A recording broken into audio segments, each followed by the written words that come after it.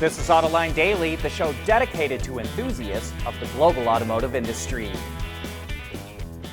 There are at least 137 different brands of electric cars in China, but only 2 of them are profitable right now, BYD and Li Auto. Even so, Chinese automakers are making rapid progress in cutting costs. Despite a price war that slashed car prices by 13.4% over the last year, the average profit margin for Chinese automakers actually rose by 1.5 percentage points to 7.8%. They're cutting costs quickly by separating software from hardware development, by taking risks, by becoming more vertically integrated, and by working maximum overtime, up to 140 hours of overtime a month. They're also doing it by pressuring suppliers. One supplier to BYD told Autoline that BYD sources its components every 6 months, meaning suppliers have to cut prices every 6 months or risk losing their business to a competitor. But the future still doesn't look bright for most of the companies. Alex Partners predicts that by 2030, only 19 of those 137 brands will be profitable. Automakers are counting on connected cars to generate up to $200 billion a year in revenue. But so far, those cars are only generating about $6 billion a year, according to S&P Global Mobility. That is still a lot of money, but it's not producing the return on investment that the auto industry expected. And a key reason for that is concerns over data privacy. General Motors, for example, got into hot water when customers discovered that OnStar was collecting data on how they drive, and that info was sold to insurance companies. So instead of monetizing data, automakers are concentrating more on subscription services and paid upgrades. Last year, 30 brands globally began offering paid updates for the first time. Automakers are keen to make this all work. If they can convince used car owners to pay for upgrades, they could open up a significant source of revenue. A new study from the Insurance Institute for Highway Safety, or IIHS, found that partial automation systems don't do much to prevent crashes. It's referring to features that work constantly to keep a vehicle in a desired position on the road, like lane centering. On the other hand, the IIHS says crash avoidance technology, like automatic emergency braking, blind spot warning, and lane departure prevention, do help reduce crashes. The Highway Loss Data Institute, which is part of the IIHS, looked at property damage liability claims, which are for damage to other vehicles hit by the insured driver. It did this for BMW and Nissan vehicles. For 2017 to 2019 Rogues equipped with AEB and forward collision warning, the claims were 8% lower. However, there was no benefit to models equipped with Nissan's ProPilot partial automation system. And the findings were similar with BMW. 2013 to 2017 BMWs and Minis equipped with AEB and forward collision warning reduced collision claim rates by 7% and property damage liability claims by 13%. But there were no benefits to BMWs with partial automation systems. Intrepid's NeoVi Pi, allowing automotive engineers to interface, capture, and monitor vehicle data using Raspberry Pi. As a matter of fact, it's the automotive industry's first robust platform for Raspberry Pi, featuring Intrepid CAN-FD technology and Raspberry Pi Compute Module. The NeoVi Pi is designed for automotive environments, allowing use with relative power ranges and applications. In addition, the NeoVi Pi enables you to use the Raspberry Pi for compute while avoiding additional development to adapt to network environments. That makes the NeoVi Pi powerful enough to solve your vehicle network problems, yet small enough to fit in your backpack. One of many Intrepid tools used for developing zonal architecture and software-defined vehicles.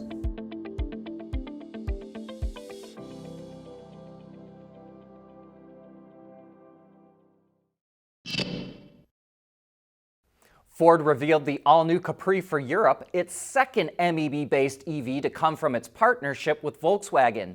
It's most closely related to the ID.5, but the styling of the two are quite different. While we will agree that its silhouette looks a lot like the Polestar 2, we also see design influence from the original Capri in the fascia and the treatment around the rear windows. The interior is quite different from the ID.5 as well, but things like the motors and batteries are all VW.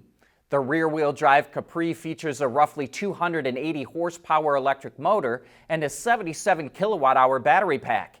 It will do 0 to 100 kilometers an hour in 6.4 seconds and has up to 627 kilometers or 389 miles of range on the WLTP test cycle. Somehow, some way, Ford is doing something different than VW because the rear-wheel drive Capri has 71 kilometers or 44 miles of range more than the rear-drive ID.5 with the same motor and battery size. The all-wheel drive Capri has two electric motors that combine for nearly 340 horsepower and a 79 kilowatt-hour battery. This setup will do 0 to 100 kilometers an hour in 5.3 seconds and has up to 592 kilometers or 367 miles of range. No word on when the new Capri launches, but it should go into production soon alongside the Explorer EV in Germany. BMW is leaving its German rivals in the rearview mirror when it comes to EV sales. In the second quarter of the year, BMW sold nearly 108,000 BEVs globally, which is up 22% compared to a year ago. Meanwhile, Mercedes EV sales dropped 25% in Q2 to 45,800 units, and Audi sold 41,000 BEVs, which was flat from a year ago. OPEC is very bullish about demand for oil, but other experts think it's living in Fantasyland. OPEC is forecasting that global oil demand will grow by 2.25 million barrels a day this year.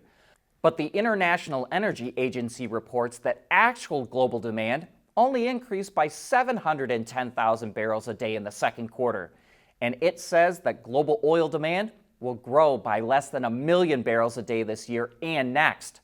That's also in line with the Joint Organizations Data Initiative, which tracks oil demand in 53 countries. It's also forecasting that global oil demand will grow by less than 1 million barrels a day. Now the question is, will OPEC produce oil based on its forecast, or will it change to the reality of what's happening in the marketplace? BYD's premium off-road brand, Fengcheng Bao, has a new compact electric SUV that's worth checking out because it's eventually supposed to enter the European market as a rebadged Denza, which is another brand under the BYD umbrella. Called the Bao 3, it's about the size of a Jeep Cherokee. Two electric motors provide all-wheel drive and combine for about 440 horsepower, which helps it go from 0 to 100 kilometers an hour in 4.9 seconds. The battery is a nearly 79 kilowatt-hour LFP pack that provides up to 510 kilometers or 316 miles of range on China's CLTC test cycle. The Bao 3 is supposed to hit the Chinese market this year with a starting price around $30,000. The Denza version for Europe will likely cost more because all Chinese EV imports had higher prices in Europe even before the new import tariffs. But if we do apply the new 17.4% tariff that all BYD imports are hit with, it would add about $5,500 to the price.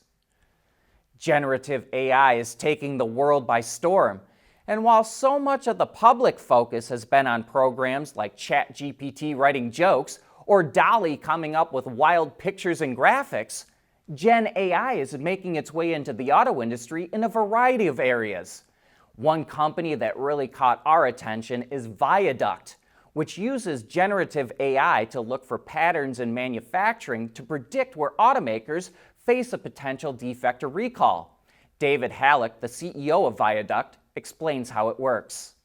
Yeah, I would say there's three main pillars of data sources that we leverage. There's the manufacturing and assembly data, there's the telematics data, and then there's the service and warranty data. And generally what we use our AI for is to detect patterns and correlations and issues that may be emerging in this data that do not seem obvious perhaps to the human eye, and you need more advanced tools to uncover. David says it takes about a month for Viaduct to set up a system at a company, but after that, it can start finding problems instantaneously. He says about a half dozen automakers and a couple of Tier 1 suppliers are already using their services because it can catch problems in the field and trace them back to the plant, the machine, or the supplier that caused the problem. He says that generative AI will not replace human beings, but it will replace humans who are not using AI. Want to learn more? Click the link in today's transcript or description box to get the full interview. Well, that brings us to the end of this show. Don't forget to tune in to Autoline After Hours at 3 p.m. Eastern Time today. We'll be looking at other ways AI can improve the auto industry, as well as VTOLs, or vertical takeoff and landing aircraft. I hope to see you there, and thanks for tuning in.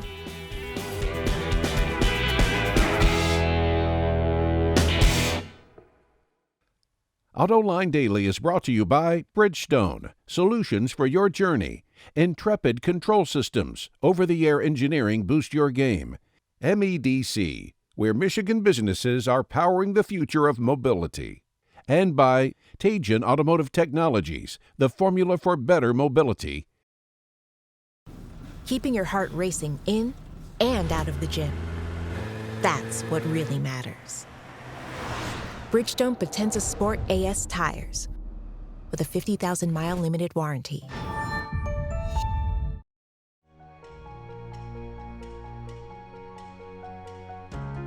Michigan is leading the charge in mobility and innovation, and I can't think of a better state to be in.